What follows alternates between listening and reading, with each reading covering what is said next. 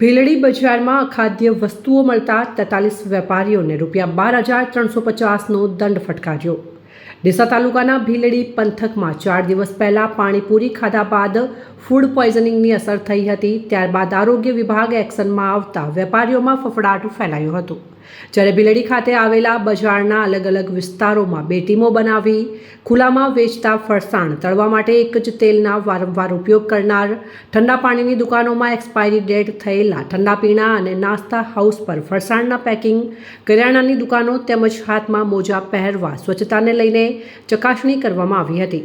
જેમાં સતી જણાતા એકમોને નોટિસ આપી કુલ ₹12,350નો દંડ ફટકારવામાં આવ્યો હતો। આ કામગીરી લોરવાડા મેડિકલ ઓફિસર નિસર્ગભાઈ જોશી અને ભીલડી પોલીસને સાથે રાખીને આરોગ્યની 2 ટીમો દ્વારા દુકાનોમાં તપાસ હાથ ધરવામાં આવી હતી, જેને લઈને વેપારીઓમાં ભારે ફફડાટ જોવા મળી રહ્યો હતો। Lorwada medical officer, supervisor, panchayat staff, Bhildi police સાથે કામગીરી કરવામાં આવી હતી। જેમાં ભીલડીમાં પકોડી ખાવાથી 16 જેટલા સભ્યોને ખોરાકી ઝેરની અસર થયા હતા। ત્યારબાદ તાત્કાલિક આરોગ્ય વિભાગ એક્શનમાં આવ્યું હતું અને 43 વેપારીઓને ₹12,350નો દંડ ફટકાર્યો હતો।